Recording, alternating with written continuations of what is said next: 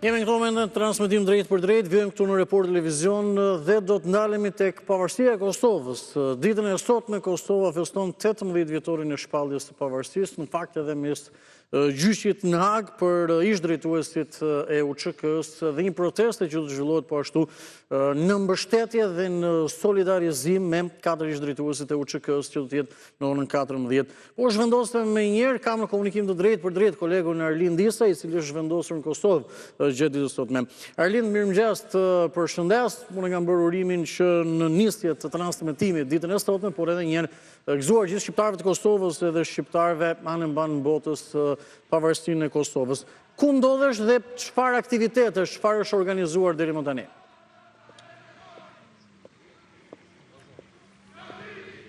Përshëndes Andi, sigurisht bashkohemi të gjithë me urimin për pavarësinë e Kosovës. Ne ndodhemi në memorialin e familjes Jasharit në Prekaz, ku prehen 59 anëtarët e familjes Jasharit të vrarë në përpjekjet kundër forcave serbe. Këtu ku ndodhemi ne kanë nisur homazhet që prej orëve të para të mëngjesit të ditës së sotme. Ka patur ndërkohë pjesë të tyre kanë qenë dhe pjesë të kalendarit zyrtar. Më herët ka qenë i pranishëm kryeministri i Kosovës zoti Albin Kurti, shoqëroi me presidenten e Kosovës, ai me zonjën Vjosa Osmani. Qytetarët janë të panumërt, her pas here duket që ka një farë organizimi, vinë në grupe të bashkuara, veteranët e luftës gjithashtu kanë kryer homazhe më herët. Një grup i tyre me sa duket, për çështje sekondash do të afrohen këtu tek ne sepse janë duke broritur edhe korret e tyre ushtarake, militare, janë pjesë të veteranëve të cilët i kemi parë dhe në tubimet apo protestat që janë zhvilluar në Tiranë dhe në kryeqendrat e tjera të shqiptarëve. Ndoshta operatori mund të na ndihmojë që të zhvendosemi pak me pamjet dhe për të përcjellë për shikuesit këtë kordon të veteranëve të ushtrisë çlirimtare të Kosovës, të cilët kanë hyrë, janë 10 të tillë, kanë hyrë tashmë në memorial dhe duke kënduar korret e tyre, këngët ushtarake janë duke ngjitur shkallët dhe do të vinë në pjesën kryesore të memorialit.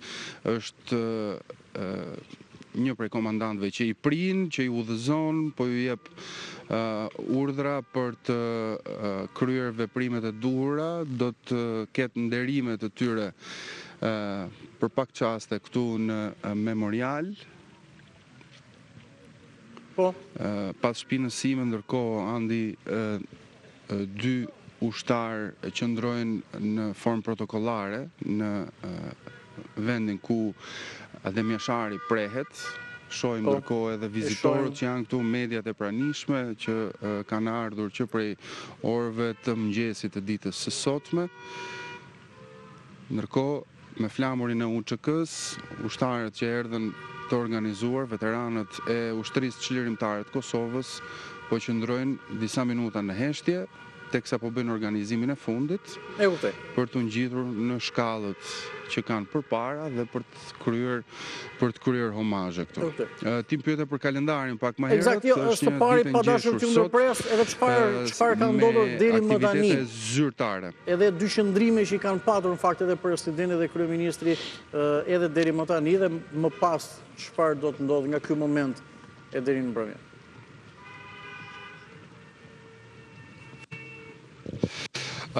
Përpara se të kryenin homazhe këtu në memorialin Jashari në Prekaz, zoti Kurti dhe zonja Osmani kanë qenë më herët në monumentin e të pagjeturve. Aty kanë kryer homazhe edhe para si pjesë të kalendarit të ditës së sotme.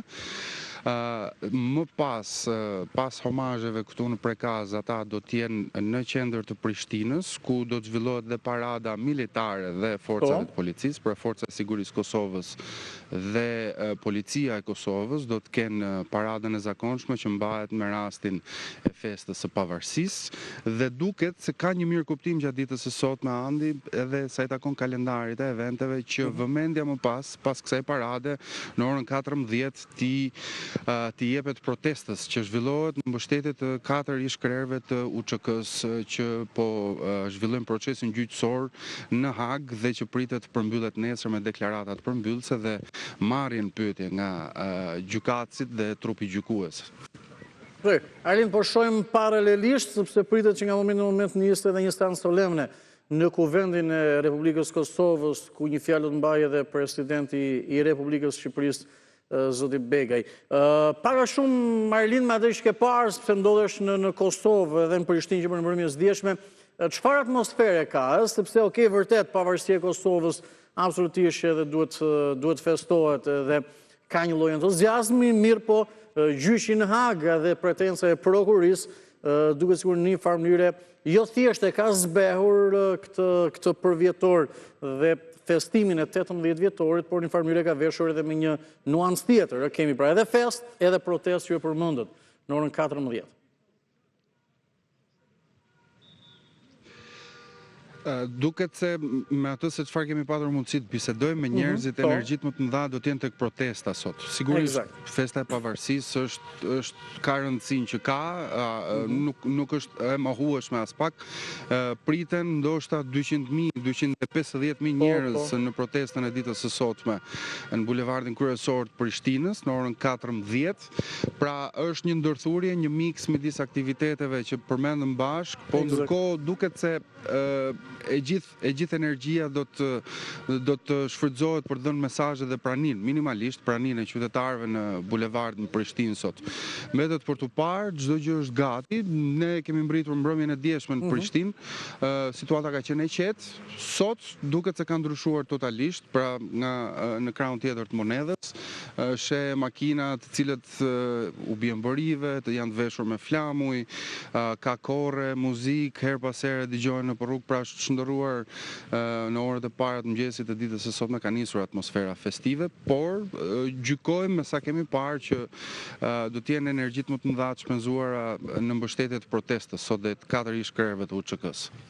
Arlin, urimet në fakt në ditën e pavarësisë mbritën që prej së djeshmes nga presidenti amerikan, mbreti Charles, kanë vijur urime nga shtetet tjera dhe sot sekretari Marco Rubio. Nuk di ku e vën tekstin në këto letra apo telegrame urimi për pavarësinë e Kosovës, kryesisht edhe shtetet kryesore që kanë pasur një kontributë të jashtëzakonshëm në pavarësinë e saj.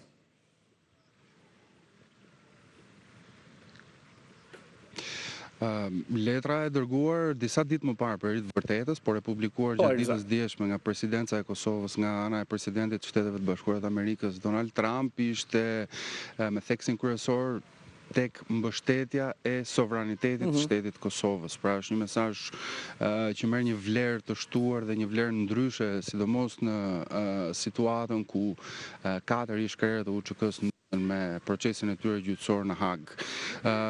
Pak a shumë në të njëjtat ujëra ishte edhe letra e dërguar nga mbreti Charles, por tek ajo e presidentit amerikan vlen theksohet që theksohet gjithashtu edhe tentativa apo shpresat për të rritur bashkëpunimin midis dy shteteve. Kujtojmë që të paktën 2 vitet e fundit, nëse përmendim këtë që presidenti amerikan i dërgon zonjës Osmani në këtë letër, gjithashtu merr një vlerë tjetër sepse Kosova ka patur një marrëdhënie, qeveria e Kosovës ka patur një marrëdhënie të shtrembruar, ndoshta të shtrënguar me partnerët ndërkombëtar, ka qenë në sanksione nga Bashkimi Evropian, gjithashtu kritika nga Shtetet e Bashkuara, nga selia diplomatike në Prishtinë ka patur ndaj qeverisë Kurti në situatat e tensionuara në veri të Kosovës.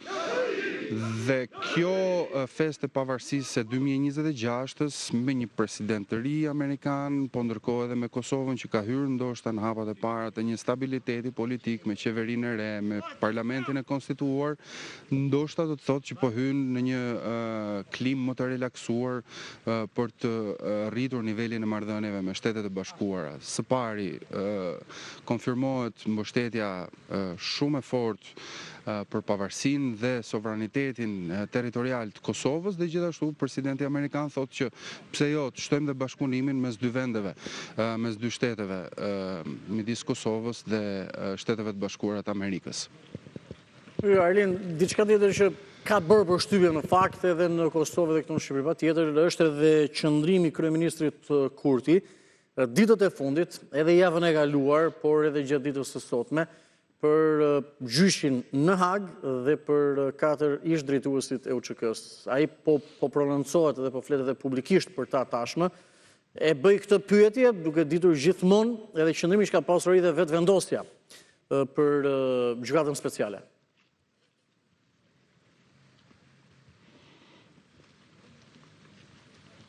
Është interpretueshëm qëndrimi sepse sigurisht vetëvendosja pretendojnë që e ka mbështetur të gjithë përpjekjen e luftës, të gjithë mbështetjen e UÇK-s.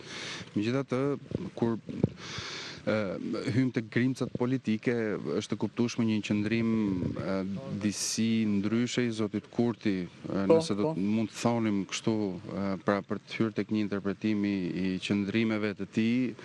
Në vitet kur kërkoi miratimi dhe themelimi i gjykatës speciale, zoti Kurti ka patur deklarata të famshme nga foltorja e parlamentit kur zoti Thaçi i drejtohej me fjalë publike se ai do të ishte një ndër shënjestrat e asaj gjykate dhe ndodhi kështu. Gjithsesi mbështetja ndaj ish-krerëve të UÇK-s vetëm pak ditë më parë nga vetvendosja është theksuar, është thënë publikisht nëpërmjet një deklarate të partisë së kryeministrit Kurti që vendimi dhe kërkesa më saktë, pretenca e prokurorisë speciale është e papranueshme dhe e gjithë vëmendja është vendoset tek veprimtaria dhe lufta për liri që tentohet nëpërmjet kësaj kërkese të hidhet poshtë. Pra nuk është më një çështje individuale dhe kërkesë ndaj shkeleve të presupozuara ndaj 4 ish-krerëve, ndaj 4 individëve, por ndërkohë vetvendosja sheh pretencën, kërkesën e prokurorisë speciale në një spektër më të gjerë. Pra hidhet balt ndaj përpjekjeve të gjithë popullit të Kosovës dhe aspiratës të tij për liri. Në fakt po shoh dhe për hir të vërtetës edhe në faqen zyrtare gjykatës speciale është ky informacion edhe pak minuta më parë. Unë jo dhe një sy, ndërkohë që mbetemi edhe së bashku dhe paralelisht në ekran për gjithë ata që në ndjekin, kemi edhe pamjen nga Parlamenti i Kosovës që pritet për pak të nisë në seanca solemne dhe homazhet që zhvillohen në Përkaz. Por çfarë do t'ju bëjmë dije? Është vendosur që më 27 shkurt nga gjykata speciale do të fillojë gjykimi i dytë ndaj Hashim Thaçit dhe të përfshirë janë edhe Bashkim Smakaj, Isni Kilej, Fadil Fazliu dhe Hajredin Kuçi. Këtë ka bërë me dije dhomët e specializuara të Kosovës në Hag në njoftimin e bërë sot kur Kosova, pra pikërisht sot kur Kosova feston 18 vjetorin e pavarësisë së saj. Dhe për çfarë bëhet fjalë? Një seancë që është planifikuar pra më 27 shkurt, filloi në orën 9:30, përfundoi rreth orës 16:00, për Thaçin, Smakajn, Kilejn, Fazliun dhe Kuçin. Më 29 nëntor të vitit 2024 ishte bërë një akt akuzë fillestare, ndërsa është ndryshuar më 16 prill 2025-s. Dhe sipas kësaj akt akuze, mes 12 prillit vitit 2023 dhe 2 nëntorit 2023, gjatë vizitave të ndryshme në objektin e paraburgimit, pra aty në Hag, ku Hashim Thaçi dhe tjerë mbajnë që prej nëntorit vitit 2020, thuhet në këtë akt akuzë se Thaçi u ka dhënë Smakajt, Kilajt, Fazliut dhe Kuçit informacione konfidenciale për dëshmitar të thirrur nga prokuria në çështjen gjyqësore për krime lufte ndaj Thaçit dhe të tjerëve, duke i udhëzuar ata që të ndikonin në dëshmitë e dëshmitarëve dhe u ka dhënë ëllësi si të vepronin. Pra nuk ndalin gjykata speciale as sot në ditën e pavarësisë të Kosovës.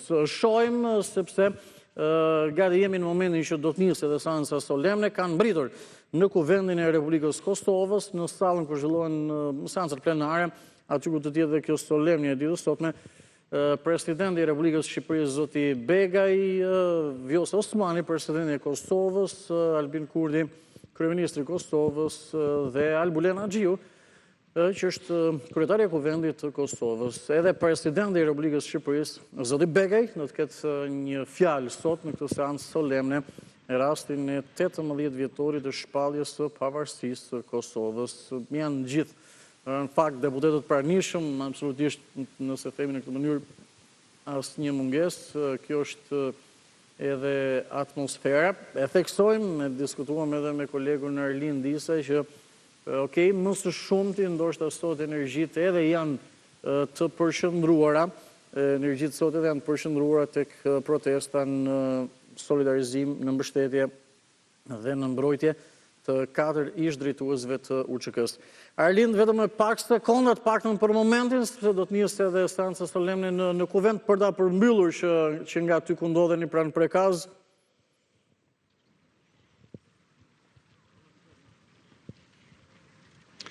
Janë shtuar vizitorët, po bëhet një ecje organizuar në drejtim spiral Andi, besoj është e dallueshme dhe në ekran.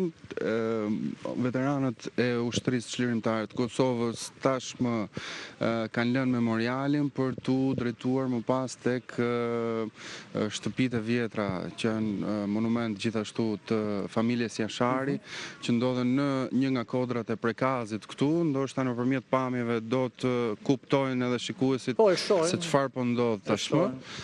Pra, të gjithë veteranët kanë lënë tashmë memorialin për të shkuar pak metra më tutje tek shtëpitë e vjetra të familjes Jashari. Atmosfera është e qetë, mbizotron një klim shumë solemne këtu për të shprehur ngushëllime dhe për të kryer omazhe nga të gjithë vizitorët. Besoj do të jetë një gjë e tillë gjatë gjithë kohës.